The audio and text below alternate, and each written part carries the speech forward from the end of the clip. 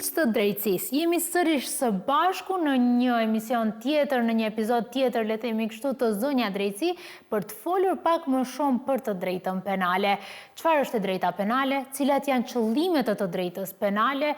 Cilat janë ato gjërat më me rëndësi të cilat ne duhet t'i dimë sa i përket drejtës penale, por edhe shumë e shumë gjëra tjera të cilat na i ka dhënë penalistja nga dora e parë, Besa Arifi, me të cilën kemi bërë bisedë pikërisht për atë se që në juridik njihet e drejta penale e përgjithshme dhe do të ndjekim bisedën me të për të kuptuar pak më shumë për natyrën e të drejtës penale. E ndjekim bisedën. Profesoresh, cili është qëllimi i të drejtës penale? Le ta fillojmë kështu këtë bisedë. Atëherë, këtë e diskutojmë shpesh me studentët dhe faktikisht në aspekt teorik e drejta penale ka 3 qëllime kryesore sepse ekziston.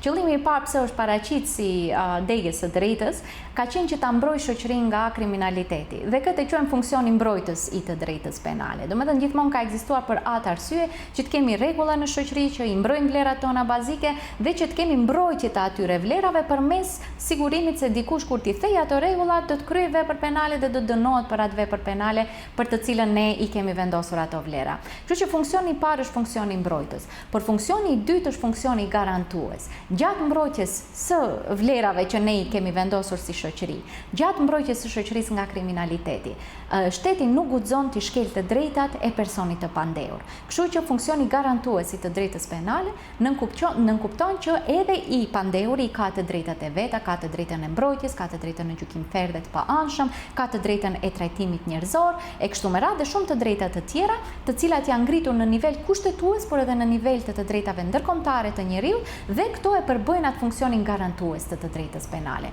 Funksioni i tretë është që t'i ndihmohet personit që kryen vepër penale të risocializohet, të rehabilitohet nga vepra penale dhe të reintegrohet në shoqëri si një qytetar më i mirë se sa që ka qenë përpara kryerjes së veprës penale. Kështu që në mënyrë të shkurtër do të kishim mund të themi se këto janë 3 qëllimet sepse ekziston në drejta penale, që të mbrojë shoqërinë nga kriminaliteti, që të garantojë të drejtat e të pandehurit dhe t'i ndihmojë kryerësit të veprës penale të përmirësohet. Shumë shpesh bëhet pyetje pse një veprim nuk është vepër penale. Shumë shpesh më pyesin pse tradhtia nuk është vepër penale. Si vjen deri tek ajo që një veprim të bëhet vepër penale? Pra si vjen deri te inkriminimi i veprave? Sigurisht, edhe ato, edhe kjo çështje është e lidhur shumë me sistemin e vlerave që ekziston në një shoqëri. Jo të gjitha veprimet jo morale janë edhe vepra penale. Domethënë, jo të gjitha ato gjëra që i shohim si jo të mira në shoqëri janë automatikisht edhe vepra penale. Vepra penale janë vetëm ato që me ligj i kemi përcaktuar si vepra penale dhe për të cilat kemi vendosur dënim në bazë të atij ligji që e quajmë kodi penal. Se cilat vepra hynë në kodin penal e cilat lehen anësh, varet nga sistemi i vlerave që ajo shoqëri ka vendosur ta ndjek. Kështu në botë ekzistojnë sisteme të ndryshme vlerash, ne jetojmë në një vend evropian, domethënë ku sistemi i vlerave është, si të them, në aspektin e Europës perëndimore më shumë dhe të kësaj hemisfere, dhe në bazë të kësaj ato vlera që ne i konsiderojmë se duhet shkelja e tyre të jetë vepër penale, i kemi vendosur në kodin penal. Për shkelje të tjera ekziston formë tjetër e përgjegjësisë, edhe për tradhtinë që ju e përmendet, ekziston formë tjetër, janë çështje civile të cilat zgjidhen, është çështja e divorcit, janë gjëra të tjera ku ka çdo veprim i jon ka pasojë, apo mirë po pasoja jo domosdoshmërisht është në kuadër të sferës penale. Sfera penale domethënë është vetëm për ato që shoqëria i ka konsideruar si shkelje të rënda të sistemit të vlerave dhe të drejtave të njeriut. Aq të rënda sa që njeriun ta dënojmë me burg, ta dënojmë me dënime të rënda me gjobe, kështu me radhë, dhe forma e përgjegjësisë penale është forma më e lartë e përgjegjësisë sepse të drejtat që kufizohen janë shumë të rëndësishme. Personi shkon në dënim me burg. Për shkelje të tjera ekzistojnë forma të tjera të përgjegjësisë civile, përgjegjësi kemi për kundërvajtje, kemi përgjegjësi disiplinore për vepra penale brenda domethënë institucioneve të ndryshme që ndodhin dhe forma të tjera të përgjegjësisë që nuk janë në atë shkallën penale e që duhet domethënë ajo shkallë penale ti përfshi ato shkelje të rënda të drejtave të njeriut që ne i kemi vendosur me kushtetut si të drejta bazë të njeriut këtu. A mund të flasim pak më shumë mbi atë se çfarë sanksionesh penale parashihen në Republikën e Maqedonisë së Veriut dhe cilat janë ato? Ashtu është, gjithmonë mendohet se vetëm dënimi me burg është dënim, por në fakt dënimet janë vetëm një kategori e sanksioneve penale. Në bazë të kodit ton penal ka 4 lloje të sanksioneve penale. Dënimet janë lloji i parë. Tek dënimet kemi dënimin me burg dhe dënimin me gjop si dënime kryesore dhe ka edhe 4 dënime të tjera të cilat i quajmë dënime plotësuese. Ato janë domethënë ndalimi i ushtrimit të profesionit, ndalimi i vozitjes së mjetit të automjetit, ndalimi i ndjekjes së ndeshjeve sportive dhe dëbimi të huajt nga vendi. Këto janë dënime plotësuese që u jepen dënimeve kryesore, si që janë dënimi me gjop dhe dënimi me burg. Përveç këtyre, kjo është pjesa e dënimeve që u jepet kryerësve të rritur dhe të përgjegjshëm penalisht. Pastaj kemi një pjesë të dënimeve që janë alternativa të dënimeve klasike që i themi, dhe këto i quajmë dënime alternative. Këto që kanë për qëllim që ta zëvendësojnë dënimin me burg. Do me thënë kemi 6 masa të tilla që i quajmë alternative, e që mendohet se duhet të aplikohen për vepra më të lehta penale, e për të cilat nuk është domosdoshmërisht që personi të shkojë në vuajtje të dënimit me burg, që të realizohet qëllimi i dënimit, apo?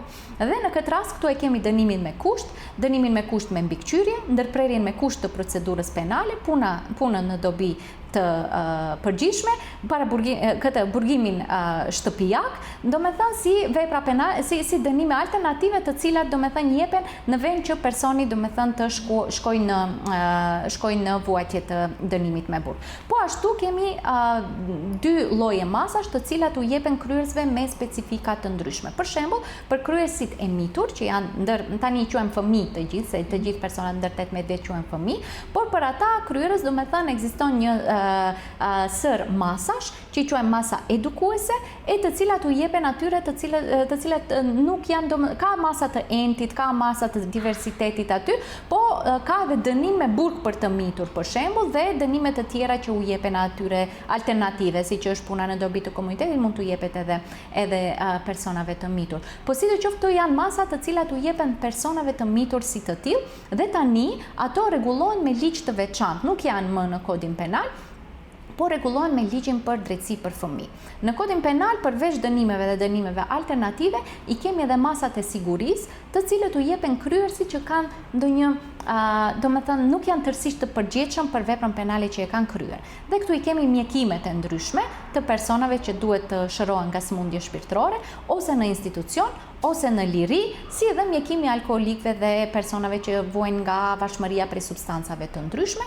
Aty e kemi pasur edhe masën e kastrimit kimik, do me thënë që është ende në kodin ton penal, por do me thënë është një masë tjetër e veçantë që është shtuar prej më vonë për kryerjen e veprave penale të sulmit seksual ndaj fëmijëve. Atëherë tek masa e kastrimit kimik, ajo ishte masë që u vendos, u parapa në kodin ton penal, por nuk gjeti zbatim praktik për shkak që shumë të objektive që ekzistonin lidhur me mënyrën se si duhet të realizohet kjo masë, dhe tani do me thënë me ndryshimet e kodit penal dhe me kodin e ri penal nuk do të jetë në zbatim. Kështu që kjo është një sistem i tërë i sanksioneve penale, që është një temë e veçantë dhe shumë e rëndësishme në kuadër të drejtës penale, dhe normalisht që nuk e kemi vetëm dënimin me burg, megjithatë e shohim si dënim më të shpeshtë, do me thënë, ndërsa këto masa tjera më rrallë shihen, por megjithatë në praktikën tonë gjyqësore ekzistojnë të njëjtat. Faleminderit shumë profesoresh. Faleminderit edhe tyre dhe shihemi në raste të tjera. Ndjekëm bisedën me Besa Arifin, e cila është profesoresh universitare dhe me specializim në të drejtën penale, ku biseduam rreth të drejtës penale, qëllimit të saj, sanksioneve penale, por edhe cilat veprime janë vepra penale. Deri në episodin e ardhshëm, miru takofshim.